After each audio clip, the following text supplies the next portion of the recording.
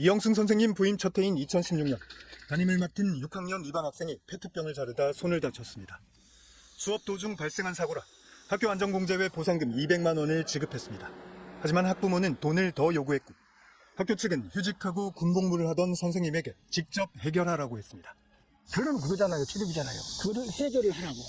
그렇게 전화를 했어요. 이게 끝이 아니었습니다. 3년이 지나 해당 학생이 고등학교 입학을 앞둔 2019년 12월 31일 학부모는 2차 수술 예정이라며 선생님에게 다시 연락했습니다.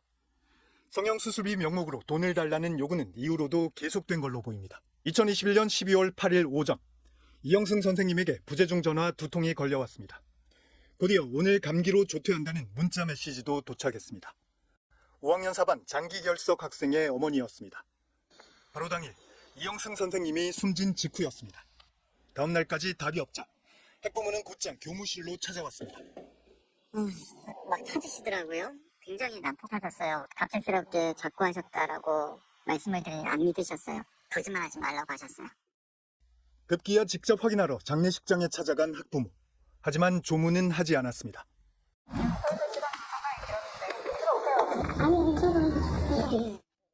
방명록 작성을 놓고는 유족들과 실랑이를 벌이기도 했습니다.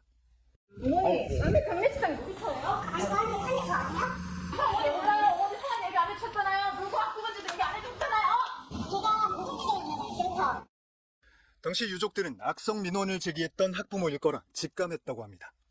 아빠 용산도 올라온 거잖아. 너무 화나잖아.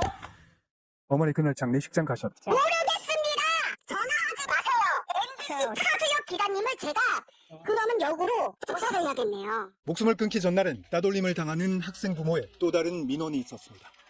아이를 따돌린 학생들에게 공개 사과를 시켜달라. 이 요구는 들어줄 수 없다고 했습니다. 왜 그렇게 화를 심하게 내셨나요?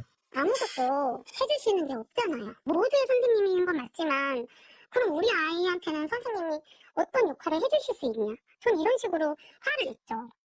학부모들의 민원을 혼자 감당해야 했던 이영승 선생님은 원래 하던 일을 끝내 견디지 못하고 30살 생을 마감했습니다. 학교에선 티를 낼 수 없었던 우울증. 김은지 선생님은 가끔 친구들에게 고민을 털어놨습니다. 학부모들이랑 통화할 때도 되게 손발 벌벌 떨면서 받는다 얘기도 했었고 나는 그냥 교사랑은 좀 안 맞는 것 같다. 2017년과 2019년엔 2달씩 병가를 냈고 복직 뒤에는 음악과 영어 전담 교사를 맡았습니다. 하지만 자기 대신 담임을 맡게 된 동료 교사들에겐 미안함이 컸습니다. 원래 그 선생님이 음악 전담하셨으니까 역할이 바뀐 거죠. 자기는 너무 미안했다고, 민폐 아니냐고. 결국 2021년 자진해서 5학년 담임을 맡아야 했습니다. 여전히 우울증을 앓고 있었지만 교감은 그런 줄 몰랐다고 했습니다. 그리고 교육청엔 김은지 선생님의 죽음을 자살이 아닌 추락사로 보고했습니다. 6개월 만에 또 발생한 이영승 선생님의 죽음. 이번에도 학교는 추락사라고 했습니다. 추락사로 보고했다라는 그 부분에 대해서 뉴스 보고 처음 알았습니다. 저도 너무 충격을 받았고요. 사망 경위서가 제출된 12월 13일. 유족들은 순직 처리를 위해 추락사를 자살로 수정해달라고 요청했습니다. 경위서는 혹시 어떻게 보고가 됐는지 좀 알 수 있을까요? 제 추락사 그 이상은 쓰지 못했어요. 어떤 원인으로는 우리가 알지 못하니까.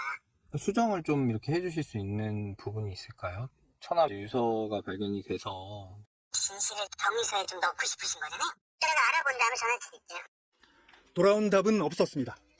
죽음의 이유를 밝히기 위해 학교에 사실 확인을 요청했지만 이마저도 거절당했습니다. 교관선생님, 그러면은 제 처남의 죽음에 대해서 저는 누구랑 어떻게 확인을 해야 되나요? 그거 왜 저한테 얘기하죠, 근데? 결국 두 선생님의 죽음은 단순 추락사로 종결됐습니다. 개인적 취약성으로 보여진다. 부모와의 상당한 인과관계를 인정할 수 없다. 죽는 게 무섭다며 살고 싶다던 김은지 선생님의 죽음을 정부는 신직으로 인정하지 않았습니다. 학교 입구 양옆으로 화환이 줄지어 늘어섰습니다. 교사들은 6개월 사이 잇따라 숨진 두 교사를 추모하며 교권 보호를 촉구하는 1인 시위에 나섰습니다. 시민들도 지나가던 발길을 멈춘 채 추모에 동참했습니다. 학교 관계자가 어떻게 했는지 모르겠지만 매우 부끄럽고 창피한 일이라고 생각합니다. 우리 부모들의 잘못은 아니지. 이제는 중학생이 된 2년 전 제자는 뒤늦게 소식을 전해 듣고 학교를 찾아와 함께 슬퍼했습니다. 아이가 막 울고 있는 거예요. 이영승 선생님 반이었다고. 그래, 자기네한테는 심장마비로 돌아가셨다고 몰랐다고. 경기도교육청은 뒤늦게 13명으로 구성된 합동조사팀을 꾸려 감사에 착수했다고 밝혔습니다.